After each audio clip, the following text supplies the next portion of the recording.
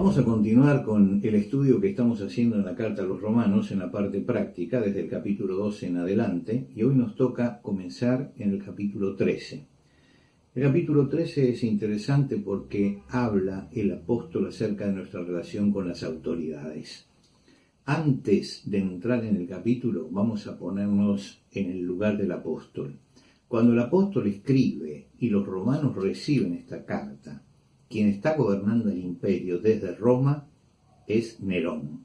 Y Nerón está contra los cristianos y los está persiguiendo. Por lo tanto, hay que tener en cuenta eso, porque en general, muchas veces, ignorando eso, tomamos las palabras estas diciendo esto es para los buenos gobiernos, pero los malos gobiernos merecen otra cosa. Era un pésimo gobierno, el gobierno de Nerón, para los cristianos.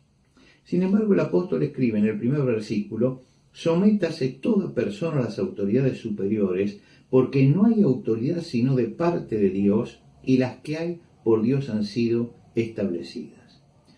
Cuando se habla de autoridades superiores, se está hablando de las autoridades civiles.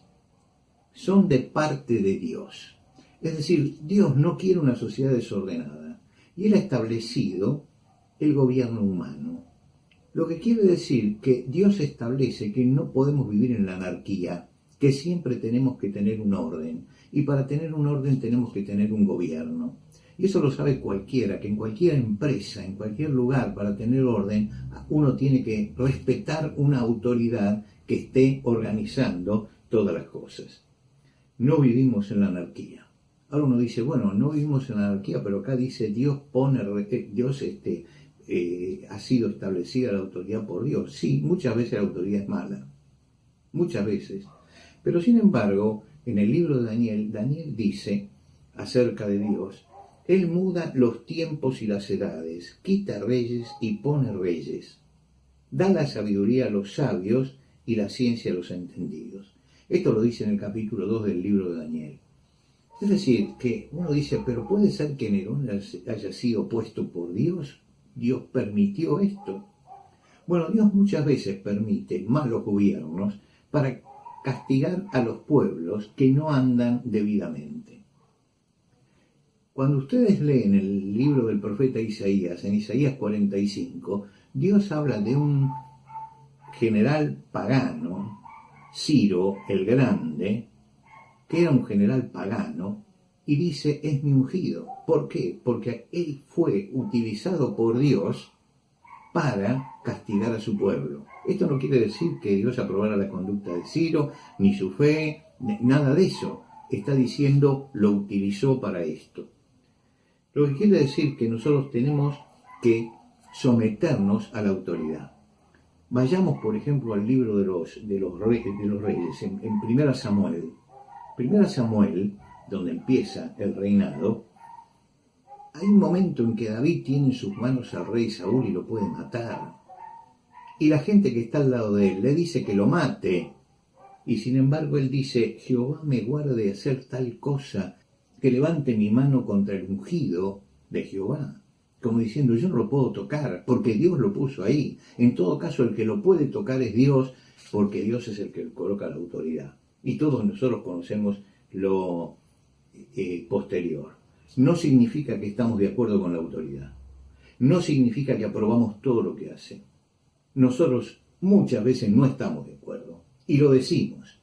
Y en la democracia tenemos el derecho a hacerlo porque como ciudadanos podemos hablar y decir lo que creemos que está mal. Pero no obstante, respetamos la investidura, no a la persona. La persona puede ser cualquier cosa. Muchas veces, yo diría que la mayoría de las veces, tenemos gente que no es respetable en el gobierno. Nosotros los respetamos porque respetamos la investidura, lo que ellos son. Y al respetar la investidura, estamos obedeciendo a Dios. Después la opinión que yo tenga acerca de la persona es otra cosa, pero está allí y yo tengo que respetarlo como autoridad. El versículo 2 dice, de modo que quien se opone a la autoridad, a lo establecido por Dios, resiste, y los que resisten acarrean condenación para sí mismos. Hay hoy un clima de anomia, de querer vivir sin ley general, un rechazo a todo orden y a toda autoridad. la Biblia dice que toda autoridad debe ser respetada. Un cristiano no puede pertenecer a un grupo de choque ni a un grupo subversivo. No puede usar la violencia contra el Estado. Sin embargo, la autoridad tiene un límite. Y ese límite es la conciencia que yo tengo como cristiano. Él puede poner cualquier ley, pero no me puede hacer actuar contra mi conciencia. Llegado el caso, él puede poner y aprobar una ley del aborto. Eso no quiere decir que yo lo voy a aprobar, ni tampoco que yo lo voy a practicar, ni tampoco que voy a decir que está bien porque lo pusieron, de ninguna manera. En ese sentido, el apóstol Pablo dijo ante el concilio: es necesario obedecer a Dios antes que a los hombres. Le habían prohibido predicar. Y él dice: no, yo obedezco primero a Dios y después a los hombres. Es decir, que la ley de Dios está por encima de la ley del hombre. Y nosotros respetamos la ley de Dios por encima de las leyes de los hombres. Ese es el límite que reconocemos a la autoridad. En el versículo 3 y 4 dice: porque los magistrados no están para infundir temor al que hace el bien, sino al malo. Es decir, que hay una función de la autoridad que es establecer justicia. Y la justicia se establece castigando al que hace el mal. Dice: ¿quieres pues no temer a la autoridad? Haz lo bueno y tendrás alabanza de ellos, porque es servidor de Dios para tu bien. Pero si haces lo malo, teme, porque no en vano lleva la espada. Es decir, porque Él va a sentenciar y me va a castigar. Y acá se está admitiendo el castigo, que la autoridad tiene que castigar al que hace lo malo. Esa es la función que tiene. Por eso nos levantamos cuando no se castiga a alguien. Por eso inmediatamente levantamos la voz frente a una injusticia de este tipo. Porque la autoridad tiene también un límite y nosotros le tenemos que marcar el límite a la autoridad humana frente a la autoridad de Dios.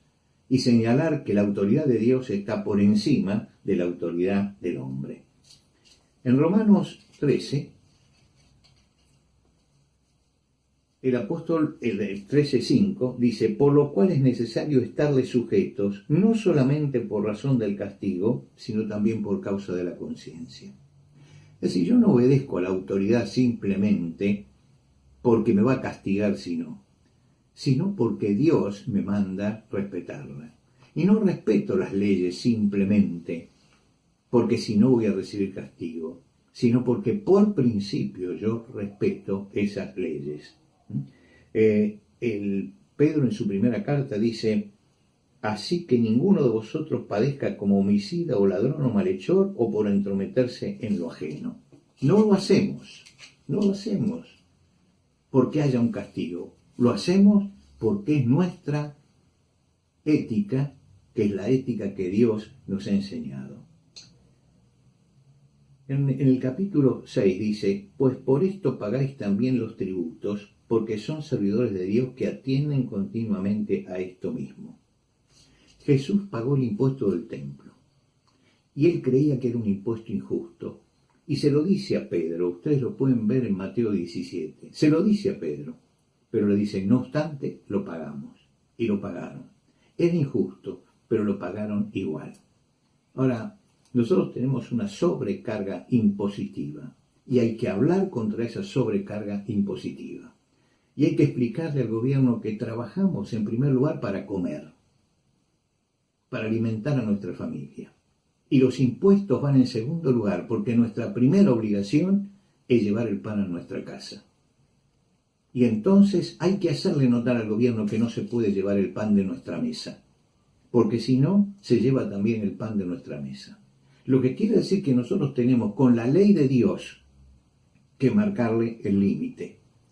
Voy a pagar todos los impuestos. Un cristiano no debe deber impuestos, pero cuando esos impuestos se tratan de sacarle el pan a la mesa del cristiano, el cristiano levanta la voz.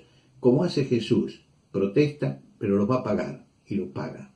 Esta es la función del cristiano dentro de la sociedad.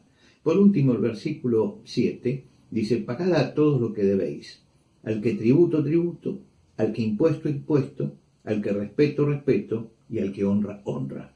Está diciendo que tenemos que honrar nuestras deudas con el Estado pero que además tenemos que honrar a las personas. ¿Y qué es esto de honrar a las personas? Tengo que reconocer las jerarquías naturales de una sociedad.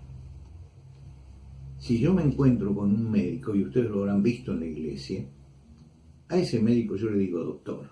¿Por qué? Porque él tiene un conocimiento que yo no tengo, ha estudiado, para eso estudió, la sociedad lo reconoce como doctor y yo estoy en esa sociedad y lo reconozco.